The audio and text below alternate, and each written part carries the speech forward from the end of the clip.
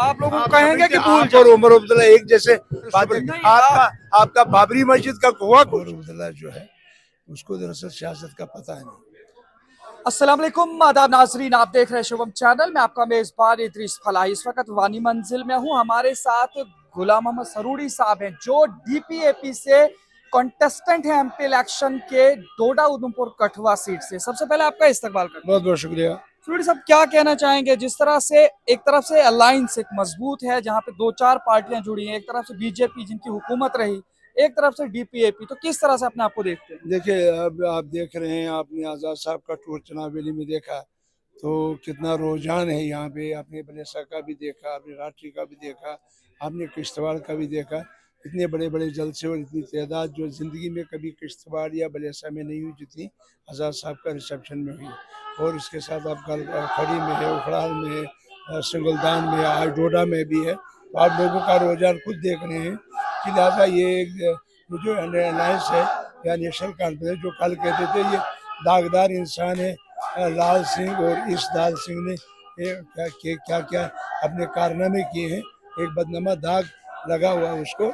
तो इसलिए लोग चाहते हैं कि उसको कत्तन उसको बर्दाश्त नहीं कर रहे हैं और वो उसके 10 साल भी पीछे देखें कौन सा काम कर रहा है। इसी तरह से बीजेपी का भी हम उसको हराने के लिए आए हैं।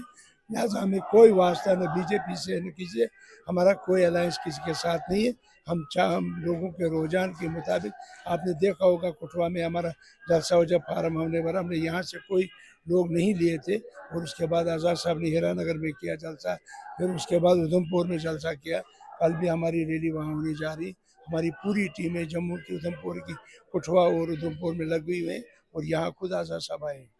ये कल उमर साहब आए थे, आपको भी मालूमात हो चुकी होगी। उन्होंने कहा कि डीपीएपी अगर जो है साफ तौर से सामने नहीं आ रही है बीजेपी की सपोर्ट में, लेकिन अंदरूनी तौर पर वो बीजेपी की सपोर्ट में है, क्योंकि उन्होंने 6 कॉन्स्टिट्यूएंसीज में से सिर्फ इस डोडा उधमपुर वाली कॉन्स्टिट्यूएंसी में जो है मुस्लिम वोट को काटने के लिए इस तरीके का कदम उठाया। देखो, वो उमर अब्दुल्ला जो है उसको दरअसल सियासत का पता नहीं। उसको SRO 43 मिला है, तब जाके वो चीफ मिनिस्टर बना और हमारी आज़ाद साहब की बदौलत से वो चीफ मिनिस्टर बना, वरना बनने का तो सवाल ही नहीं पैदा होता है। जहाँ वो कहता है, आप उसको बताइए कि वो कह रहा था ये लाल सिंह को जेल भरो।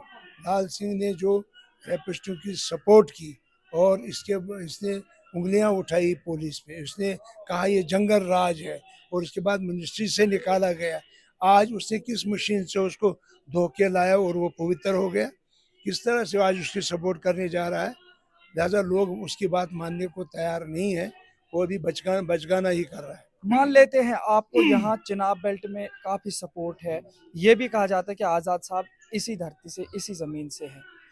उधमपुर कठुआ में आपका रुझान किस तरीके का देखने को भी ज्यादा नहीं मिल रहा? आपको देखने को ज्यादा क्या मिल रहा है? आपको मालूम है वहाँ दो लोग आपस में लड़ रहे हैं और हमारा भी अच्छा रुझान है वहाँ पे। ऐसी बात नहीं है कि आपको, हमारे दलित जो है हमारे साथ है, उसके बाद मुस्लिम हमारे साथ है। हमारी पार्टी के जो 10 कैंडिडेट हमने जगह जगह खड़े किए हैं वो अपनी कारकर्दगी तो दिखाएंगे। जब आज़ाद साहब ने लड़ा था उस वक्त एक मनोहर लाल हमारे साथ, आज तो 10 कैंडिडेट हमारे साथ वहाँ पे, वो भी अपनी कारकर्दगी तो दिखाएंगे। वो लगे हुए हैं, जम्मू की हमारी सारी टीम उधमपुर और कठुआ में लगी हुई है। आपने नहीं देखा जब मैंने फार्म भरा, लगभग से 10,000 लोग वहाँ पे जलसे में थे। ये भी कहा गया कल के रैली के दौरान कि गुलाम नबी आजाद साहब को जो बची कुची कुछ इज्जत जम्मू कश्मीर में थी, ये इलेक्शन वो भी लेट डूबेगा। ये तो उनका बचपना है। उमर अब्दुल्ला कोई लीडर है, सियासी लीडर है ही नहीं। कोई SRO 43 से पढ़ रहा है, दादे की दौलत खा रहा है। पहले रायशुमारी लोगों की दी फ्रॉड, फिर 98 दी फ्रॉड, फिर 370 के मुताबिक आज़ाद साहब ने वहाँ पार्लियामेंट में बोला उसका अकबर लोन और मसूदी साहब से उन्हें कोई बात की। आप कह रहा है सुप्रीम कोर्ट को मैं जाऊँगा, क्या करेगा उधर? क्या कर सकता है वहाँ? उसकी कुछ कोई है? उसका मंशूर क्या है? पहले वो अपना मंशूर बताए। आज़ाद साहब ने मनवाया प्राइम मिनिस्टर और होम मिनिस्टर को कि हम आपको स्टेट रूट वापस दिलाएंगे। हम चाहते हैं गरीबों को बिजली फ्री दें, हम चाहते हैं कि 62,000 बेरोजगारों को यहाँ रेगुलाइज करें। हम चाहते हैं एसपीओ बीडीसी को पूरी फुल तनख्वाह दें और उनको रेगुलाइज करें। हम चाहते हैं कि मैं हर कॉन्स्टिट्यूंसी में टूरिस्ट डेस्टिनेशन बनाया। हमने आज़ाद साहब ने उसके गांधरबल में डिस्ट्रिक्ट दिया, उसके गांधरबल में स्कूल दिए, कॉलेज दिए, अस्पताल दिए। 60 साल उन्हें क्या किया, तो 70 साल उन्हें वो कर नहीं सके, वो आज़ाद साहब ने 2.5 साल करके दिखाया। तब जाके लोगों का फ्लो इतना हर जगह पे है। अनंतनाग में आपने देखा, नॉर्थ कश्मीर में आपने देखा लोगों का कितना रिसेप्शन है गुलाम नबी आज़ाद। उसके कहने से क्या हुआ, टिपरे शवद खानदान खान शवद वेरान। मैं राहुल गांधी और इसको बराबर समझता हूँ, इनके बाद दिमाग नहीं है। बाकी कॉन्स्टिट्यूएंसीज में कैंडिडेट को क्यों नहीं उतारा है?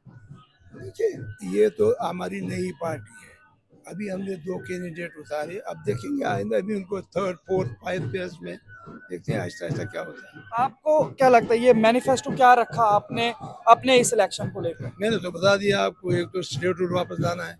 370 आप भी भूल गए, जबकि आजाद साहब के बारे में ये स्पीच का पार्लियामेंट का आ रहा बताइए, है। जब आजाद साहब ने पार्लियामेंट में इतना डिफेंड किया, क्या वहाँ नेशनल कॉन्फ्रेंस ने कोई बात की?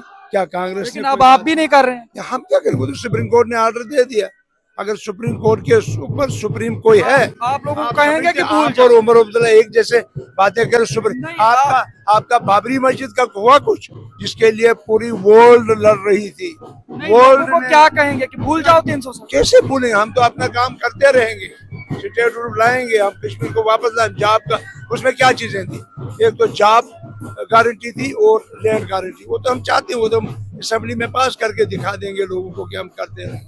बहुत ये झूठ, जैसे उन्होंने पाकिस्तानी नमक दिखाया, सब्ज रुमाल दिखाया, अटानवी दिखाई, रायशुमारी दिखाई, वो आज ये कहते हैं कि हम वापस लाएंगे, अपने घर से वापस लाएंगे, बहुत बहुत शुक्रिया वो सरोज साहब। खानदानी राज लाएंगे, वो और कुछ नहीं।